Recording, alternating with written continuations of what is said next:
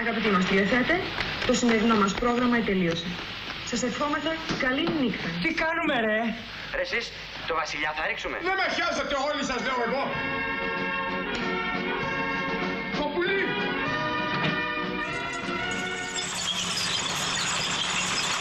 Γιώργο, τι συμβαίνει, τι είναι? Τι θες να είναι, Γιώργο μου? Χούντα είναι. Και τώρα τι λες? Θα περάσει?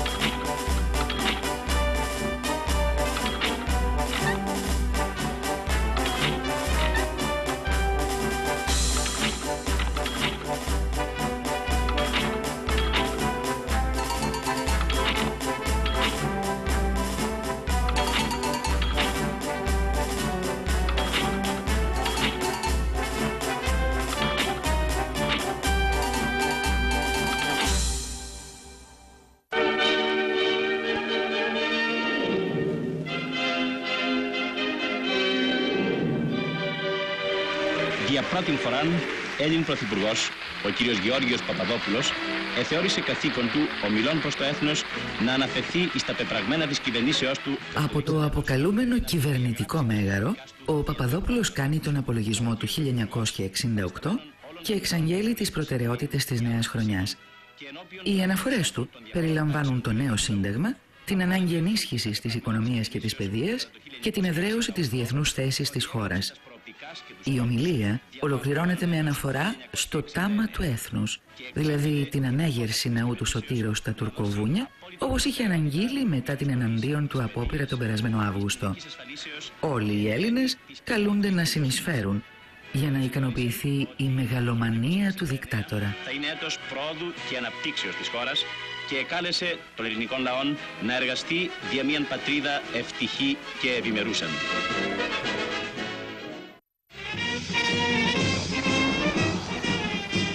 Το νέο έτος ανέφυγε.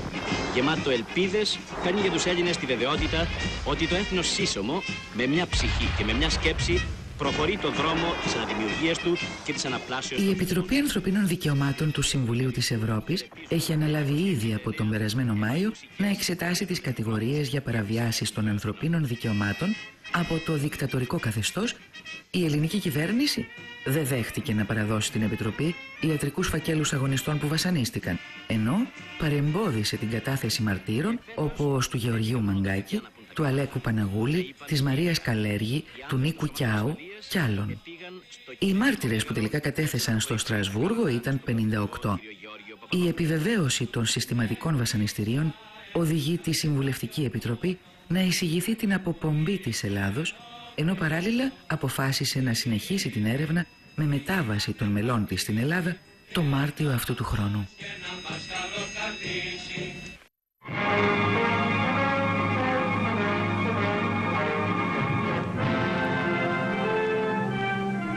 Archbishop Iakovos of the Greek Orthodox Church. To favorably look upon thy faithful servant, Richard Milhouse Nixon. Στις 20 Ιανουαρίου ορκίζεται ως 37ος πρόεδρος των Ηνωμένων Πολιτειών ο ρεπουμπλικανός πολιτικός Ρίτσαρντ Νίξον.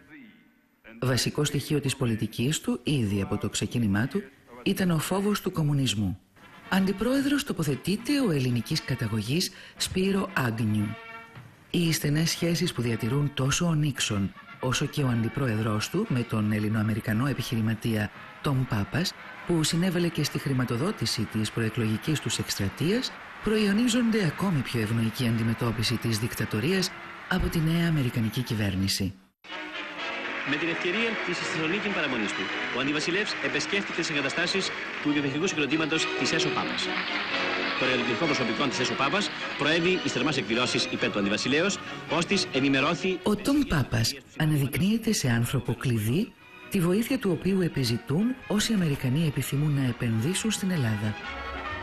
Το νέο εργοστάσιο της Siemens τηλεβιομηχανική που ιδρύθη στη Θεσσαλονίκη είναι ένα πραγματικό δημιούργημα που οφείλεται στη συνεργασία του γερμανικού οίκου Siemens με την Εθνική Τράπεζα της Ελλάδος.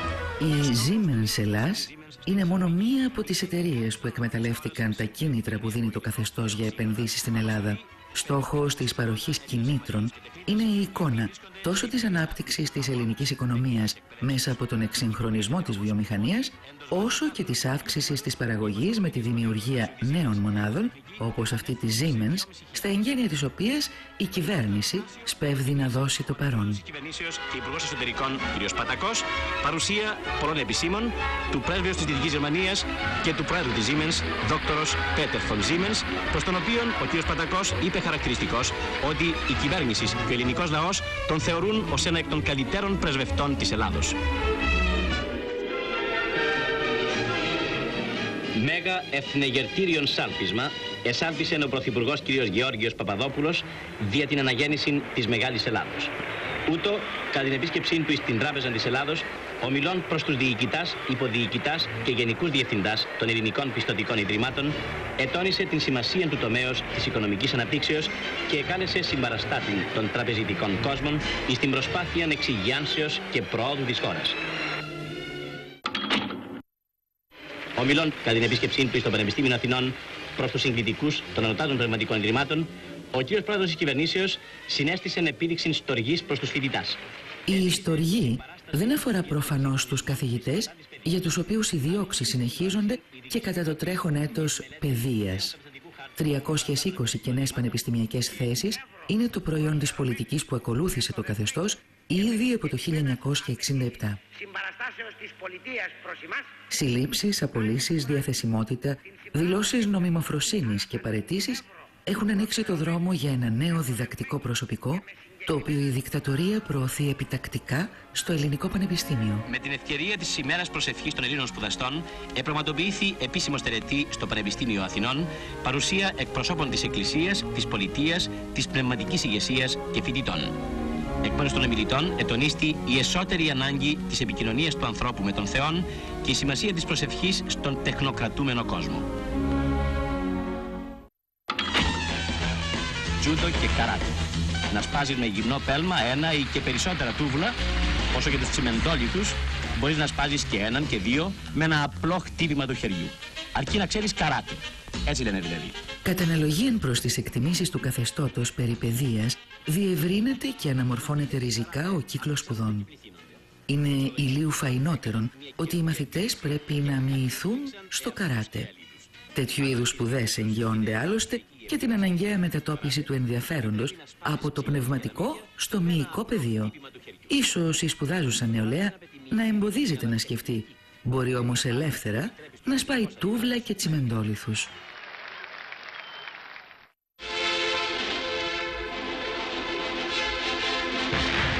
Ενώ τα πυροβολία του Λυκαβητού ανήγγελον με τους τιμητικούς κανονιοβολισμούς των χαρμόσυνων της Μεγάλης ημέρας, στην κορυφή του δοξασμένου Βίτσι, μέσα σε μια ατμόσφαιρα εθνικής εξάρσεως, ο Αντιπρόεδρος της Εθνικής Κυβερνήσεως και Υπουργός των Εσωτερικών, κ. Πατακός, επετέλει ύψιστον χρέος.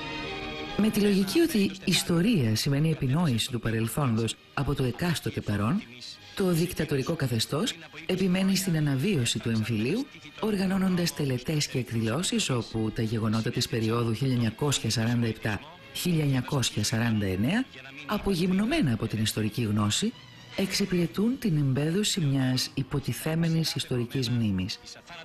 Επαναφέρουν διαρκώς στο προσκήνιο το νομιμοποιητικό επιχείρημα του πραξικοπήματος της 21ης Απριλίου, που ήταν ο κομμουνιστικός κίνδυνος. Ήδη από τον Απρίλιο του 1967, τα κρατικά κινηματογραφικά επίκαιρα έχουν αναφερθεί πολλές φορές σε επετείους ηρωικής αντίστασης και συντριβής του κομμουνιστοσημωρητισμού. Και με ανανεωμένη την πίστη στο μέλλον του έθνους του ελληνικού, που ανέκαθεν καθοδηγεί την ανθρωπότητα δια του πνεύματος.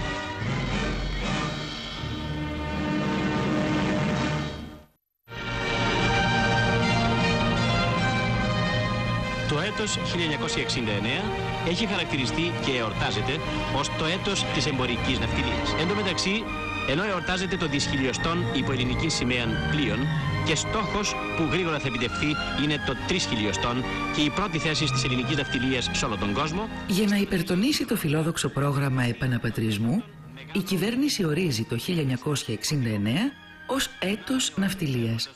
Ο Υπουργός Χολέβας, με την ευκαιρία της εγγραφής του δυσχυλιοστού πλοίου στο ελληνικό νεολόγιο βραβεύει με ελληνικές σημαίες τους 36 Έλληνες εφοπλιστές που ύψωσαν την Κιανόλευκον.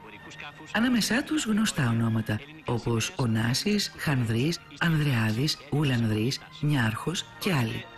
Από αυτά τα 2.000 πλοία, τα 240 νεολογήθηκαν την περίοδο 1967-1969.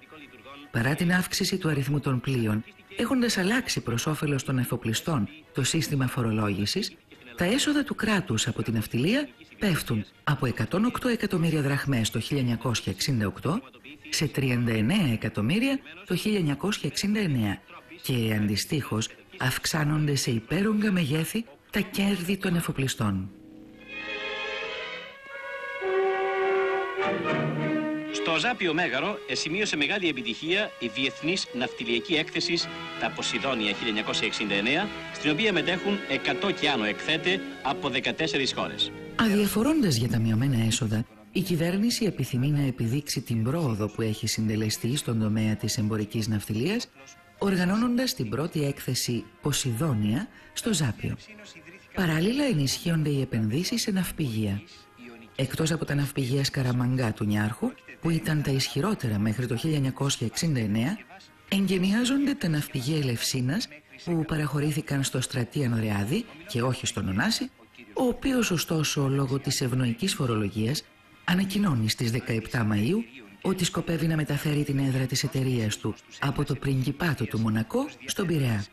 Εξάλλου, η οικογένεια Γουλανδρή αγοράζει τα ναυπηγεία του Νεορίου στη Σύρο και τα εξυγχρονίζει. Με αφορμή την κηδεία του Προέδρου Eisenhower μεταβαίνουν στην Ουάσιγκτον ο Πατακός και από τη Ρώμη ο βασιλιάς Κωνσταντίνος. Σε συνομιλία του με τον Κωνσταντίνο, ο Πατακός του λέει χαρακτηριστικά: «Όταν έλθει η ώρα θα γυρίσετε, καλή πατρίδα». Μετά την κηδεία, ο Πατακός θα γίνει δεκτός σε ιδιαίτερη συνάντηση από τον Αμερικανό Πρόεδρο. Συμβολική κίνηση που επισημοποιούσε την πλήρη υποστήριξη στο στρατιωτικό καθεστώς. Ο Πατακός ζήτησε από τον Νίξον να αρθούν και τα τελευταία εμπόδια στη χορήγηση στρατιωτικής βοήθειας, θέση που υποστήριξε και ο Χένρι Κίσινγκερ, ο οποίος μόλις είχε αναλάβει σύμβουλος εθνικής ασφαλείας. Επέστρεψε στην Ουάσιγκτον, όπου μετέβη για να εκπροσωπήσει την Ελλάδα στην κηδεία του αημνίστου πρώην Προέδρου των ΗΠΑ, στρατηγού Dwight Eisenhower, ο αντιπρόεδρος της κυβερνήσεως κ. Πατακός. Οι ιστοριοδρόμοι του ελληνικού υπερέθησαν τον κ. Πατακόν, ο πρωθυπουργός κ. Παπαδόπουλος. Ο Πατακός επιστρέφει στην Ελλάδα και τον υποδέχεται αυτοπροσώπως ο Παπαδόπουλος. Είναι φανερό. Βιάζεται να μάθει τα νέα. Κατά τη διάρκεια της παραμονής του στη Ουάσιγκτον, ο κ. Πατακός έγινε δεκτός υπό του Αμερικανού Προέδρου κ. Νίξον και υπήρξε απόλυτος κατανόησης εκατέρωθεν.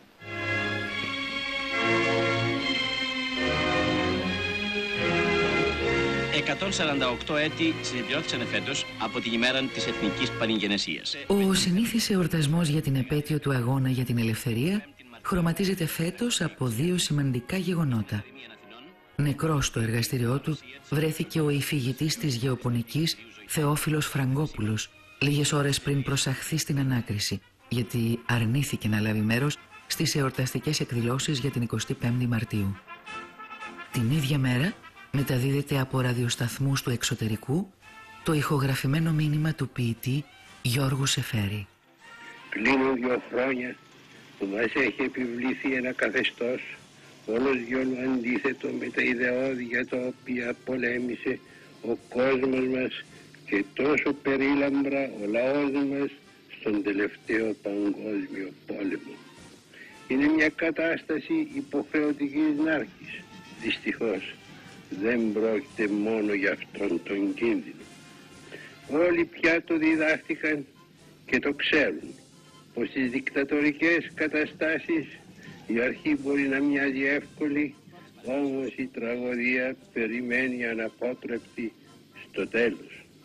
Όσο μένει η ανομαλία, τόσο προχωρεί το κακό. Βλέπω μπροστά μου τον γκρέμο όπου μας οδηγεί η καταπίεση που κάλυψε τον τόπο.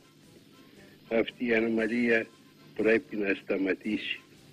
Είναι εθνική επιταγή. Ο λαός των Αθηνών, όπως και ολόκληρος ο ελληνικός λαός, εόρτασε με ενθουσιασμό, υπερηφάνεια και ικανοποίηση τη Δευτέρα επέτειο της Επαναστάσεως της 21ης Απριλίου 1967. Όπως όλα τα δικτατορικά καθεστώτα, έτσι και το ελληνικό αρέσκεται στις εθνικές επετείους που συνοδεύονται από μεγαλοπρεπή θεάματα με εθνικιστικό περιεχόμενο. Στην 25η Μαρτίου και στην 28η Οκτωβρίου έρχονται να προσθεθούν ως ευκαιρίες εορτασμού και τόνωσης της εθνικής υπερηφάνειας η τριπλή εορτή της πολεμικής αρετής των Ελλήνων, του εφέδρου πολεμιστού και της συντριβής των κομμουνιστοσημωρητών εις γράμμων Βίτσι και βεβαίως η ίδια η ημέρα της Επαναστάσεως, 21η Απριλίου. Κατά τη διάρκεια των εορτασμών διοργανώνονται εκδηλώσεις όπου η ελληνική ιστορία μετατρέπεται σε καρναβαλίστικη αναπαράσταση της διαβόητης διαχρονικότητας του ελληνισμού. Η εικόνα των μασκαρεμένων ηρώων δίνει την ψευδαίσθηση της ενότητας του έθνους. Στο τρίτον έτος της Επαναστάσεως θα επιτύχουμε την μεγίστη πρόοδο για σας. Το επίσημο σχόλιο κάνει λόγο για αποθέωση του δικτάτορα. Στην πραγματικότητα οι μαθητές δεν άφησαν τον Παπαδόπουλο να μιλήσει γιατί χειροκροτούσαν και επιδοκίμαζαν εκοφαντικά κάθε του λέξη. Όταν και ο ίδιος κατάλαβε την ουσία αυτής της επιδοκιμασίας, έγινε έξω φρενών και τέλειωσε άρον-άρον την ομιλία του.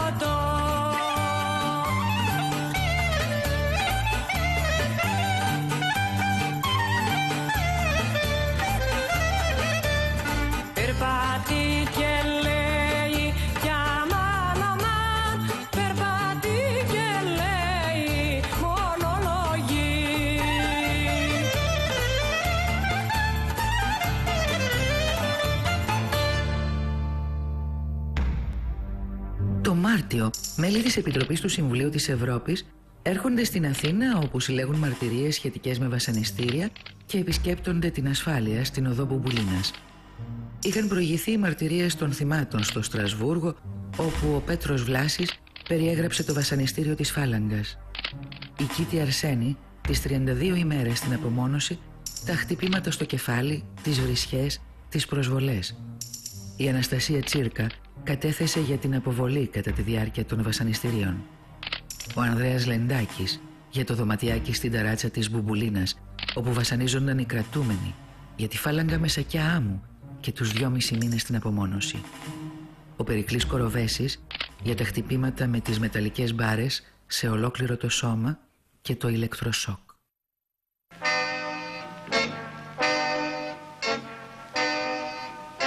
Δεν το ξέρετε ίσως, αλλά στην καρδιά της Αθήνας υπήρξε ένα κελί βασανιστήριων. Ήταν όμως ένα ιδιόρυθμο κελί που είχε στηθεί πίσω από τη βιτρίνα ενός καταστήματος. Στη βιτρίνα ή σε κελί καταστήματος άλλου τύπου, τα βασανιστήρια είναι μία πραγματικότης, τόσο που το καθεστώς δεν έχει τίποτα να κρύψει και επιτρέπει να φανεί η αλήθεια γυμνή και απερίφραστη. Οι κομμουνιστές έριψαν μία βόμβα εις ένα από τα πλέον πολυσύχναστα σημεία των Αθηνών, εις την οδόν Πειραιώς πλησίον της Ομονίας, και την έριψαν βέβαιοι ότι ένα ανθρώπινο θύμα τουλάχιστον θα υπήρχε. Και υπήρξαν. Στη δίκη των Δαριώτη, Αναστασιάδη, Ηρακλήτη και Μαρίας Καλέργη, που κατηγορήθηκαν για την τοποθέτηση βόμβας από την οποία σκοτώθηκε διερχόμενη η Εκατερίνη Μιλωνά, δεν αποδείχθηκαν οι κατηγορίες που χαλκεύτηκαν από την αστυνομία και οι κατηγορούμενοι αθώθηκαν. Καταδικάστηκαν όμως όλοι τους ως μέλη αντιστασιακής οργάνωσης σε 16 χρόνια κάθυρξη.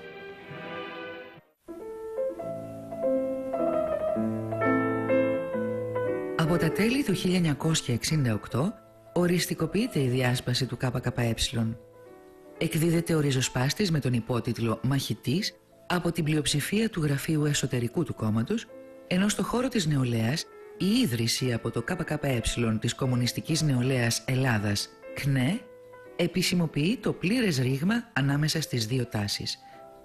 Ταυτοχρόνως το Κομμουνιστικό Κόμμα Ελλάδας υπό τον Κώστα Κολυγιάννη συγκάλεσε το Φεβρουάριο που μας πέρασε τη 13η Ολομέλεια και καθαίρεσε τα κυριότερα στελέχη του Γραφείου Εσωτερικού. Σε απάντηση, τον Απρίλιο, με την έκτακτη Ολομέλεια που συγκάλεσαν αρχικά στο Βουκουρέστι, στη Λουμπλιάνα και τέλος στην Τεργέστη, τα καθαιρεμένα μέλη του γραφείου έθεσαν τις βάσεις για την ίδρυση του ΚΚΕ Εσωτερικού με βασικά στελέχη τους Παρτσαλίδη, Δημητρίου, Μπριλάκη, Σταύρο και Νίκο Καρά, Τάκη Μπενά, Ηλία Στάβερη και τη Ζεύγου. Γραμματέας της προσωρινής Κεντρικής Επιτροπής εκλέγεται ο Μπάμπης Δρακόπουλος.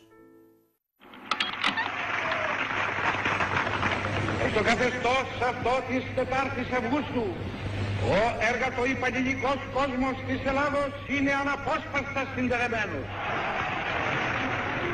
Και μεγάλη ικανοποίηση σε όποιον βλέπει τη μεγαλειώδη αυτή συγκέντρωση. Συγκέντρωση του εργατοϊπαλληλικού κόσμου Αθηνών και Πειραιώς, επομένως να εορτάσουν εδώ πέρα την 1η Μαΐου. Με πρωτοβουλία του Δημάρχου Πειραιώς, κ. Σκυλίτσι, ο Πειραιεύς εόρτασε φέτος την πρώτη εθνική εργατική Πρωτομαγιά με συμμετοχή όλων των εργατών και εργατριών των εν Πειραιή βιομηχανιών, βιοτεχνιών και λοιπόν οργανώσεων. Με τη θεσμοθέτηση της 1ης Μαΐου ως υποχρεωτικής αργίας βάσει αναγκαστικού νόμου που δημοσιεύθηκε τον Απρίλιο του 1968, αλλά και με τους εορτασμούς και τις δοξολογίες, η εργατική Πρωτομαγιά χρησιμοποιείται από το καθεστώς προκειμένου να τονιστεί το ενεργό του ενδιαφέρον για την ενίσχυση των υγιών τμήματων του έθνους. Η αναγέννηση της φύσης επιχειρείται να παραλληλιστεί με την εθνική αναγέννηση που επαγγέλλεται το καθεστώς των συνταγματαρχών. Ωστόσο, η παρέλαση των ένστολων εργατών στον Πειραιά παραπέμπει ευθέως στις αντίστοιχες εκδηλώσεις του καθεστώτος της 4ης Αυγούστου και στον Ιωάννη Μεταξά.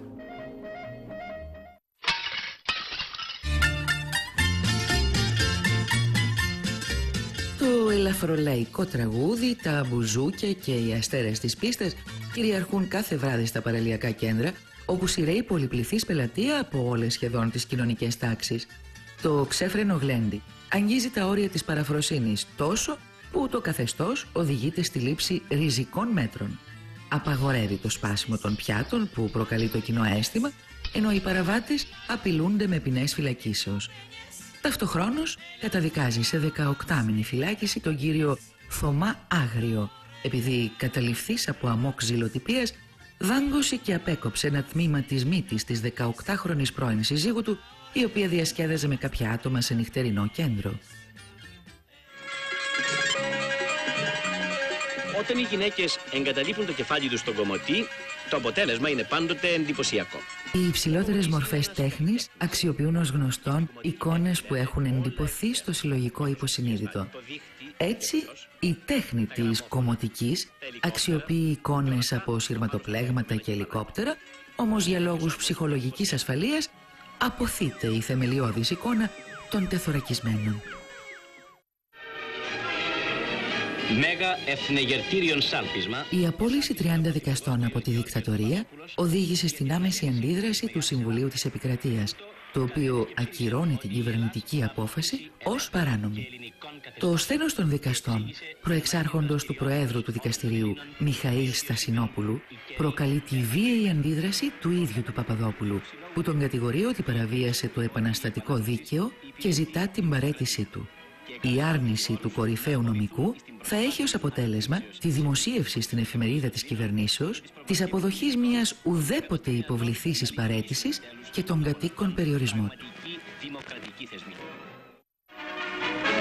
Συνεχίζοντας επαφάς του με τις διαφόρους επαγγελματικά τάξεις της χώρας, Ο Πρωθυπουργός κ. Γεώργιος Παπαδόπουλος ομίλησε προς τους επαγγελματοβιοτέχνας, τους υγειονομικούς, τους τεχνικούς και τους δημοσίους υπαλλήλους. Με σειρά ομιλιών, ο Παπαδόπουλος αναλύει τη θεωρία των συνταγματαρχών περί φαυλοκρατίας που επικρατούσε ως την 21η Απριλίου στη χώρα και περί της ανάγκης να αλλάξουν οι σαθρές νοοτροπίες. Η φαυλοκρατία είναι κατά τη θεωρία αυτή, μολονότι κάτι τέτοιο δεν λέγεται ανοιχτά, συμφυής προς τη δημοκρατία. Και εφόσον την 21η Απριλίου ανετράπησαν εν γέννη τα κακώς κείμενα, τονίζεται και η ανάγκη να αλλάξουν οι σαθρές πρακτικές. Η απλοϊκή προτροπή του δικτάτορα να εκλείψει το ρουσφέτη δεν είναι ούτε τόσο απλοϊκή, ούτε αυτονόητη.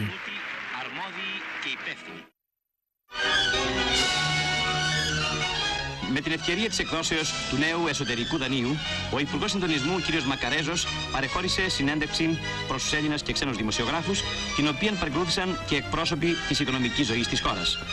Απαντώντας σε ερωτήσεις των εκπροσώπων του τύπου, ο κ. Μακαρέζος ετώνησε ότι δεν πρόκειται να ληφθούν μέτρα περιορισμού των εισαγωγών, αλλά αντιθέτως μελετάται και περαιτέρω απελευθέρωσής των.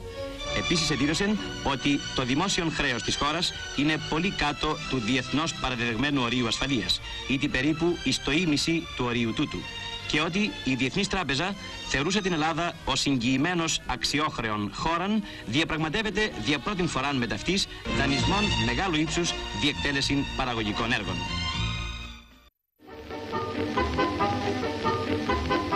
Η σημασία και η σπουδαιότης της αποταμιεύσεως πρέπει να καταστεί συνείδησης στην νεότητα.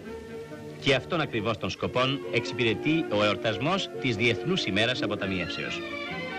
Η ημέρα αυτή εορτάστηκε στην χώρα μας με σεμνήν τελετήν, μετά το πέρας της οποίας παρεδόθησαν εις τους αυριανούς πολίτες της Ελλάδος βιβλιάρια αποταμιεύσεως. Έτσι γεννιέται μια πρακτική που όλοι εύχονται να εγκαταστήσει και την ανάλογη νοοτροπία και ποιος ξέρει, ίσως χρειαστεί κάποτε, αν ομιγέννητο υπάρξει ανάγκη, να ανοιχτεί λογαριασμός για την εξυπηρέτηση του εθνικού χρέους. Προς το παρόν όμως, τα πράγματα πάνε καλά.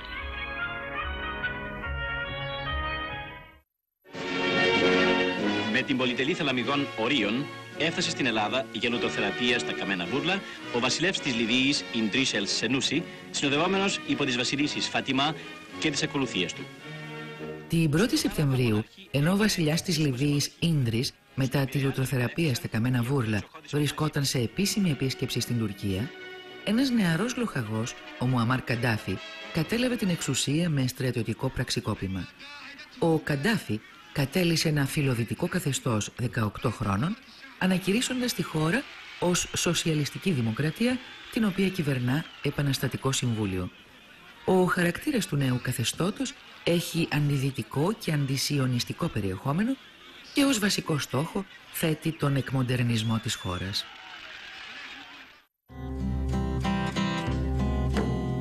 Ο Γιάσερ Αραφάτ, που ηγείται της Φατάχ από την ίδρυσή της, τίθεται επικεφαλής της PLO, οργάνωσης για την απελευθέρωση της Παλαιστίνης.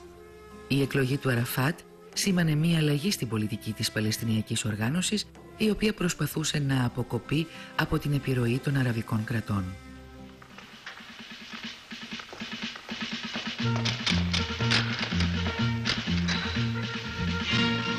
Στο φετινό φεστιβάλ των Κανών συμμετέχει η γαλλοαλγερινή παραγωγή του σκηνοθέτη Κώστα Γαβρά, Ζήτα. Έχει προηγηθεί η πρεμιέρα στο Παρίσι στις 26 Φεβρουαρίου και έκτοτε προβάλλεται ανελιπώς με απρόσμενη επιτυχία. Η ταινία, με επίκεντρο τη δολοφονία του βουλευτή της αριστεράς, Γρηγόρη Λαμπράκη, φέρνει στο προσκήνιο το παρακράτος και τους μηχανισμούς που την οργάνωσαν, παραπέμποντας ευθέως στη συνωμοτική δράση των μυστικών υπηρεσιών που οδήγησαν τη χώρα στη δικτατορία. Στο φεστιβάλ κερδίζει ομόφωνα το βραβείο της Κριτικής Επιτροπής, ενώ το βραβείο πρώτου ανδρικού ρόλου απονέμεται στο Jean-Louis Trintignant, που υποδίεται τον εισαγγελέα. Το 17ο ράλι Ακρόπολης, ένα από τα πιο δύσκολα και γι' αυτό πιο συναρπαστικά ράλι, άρχισε από τον συνήθι κάτω από την Ακρόπολη χώρο. Αυτοκίνητα και οδηγοί είχαν ταυτιστεί σχεδόν. Φυσικά η ελπίδα και η αγωνία έπαιζαν κρυφτούλη όχι μόνο στις καρδιές των οδηγών, αλλά και στις καρδιές εκείνων που παρακολουθούσαν τον αγώνα. Στα πλαίσια της Τρίτης Πανελληνίου Γεωργοβιομηχανικής και Αμμονικής Εκθέσεως Λαμίας οργανώθηκε το πρώτο στη χώρα μας Rally Tracteur. Η ισότης δικαιωμάτων και ευκαιριών αποτελεί θεμελιώδη πεποίθηση των κυβερνώντων και υλοποιείται παντού. Η ελληνική ύπαιθρος έχει και αυτή το δικαίωμα να γνωρίσει τον ήλιγκο της ταχύτητας και να αναπτύξει τη σχετική δεξιοτεχνία.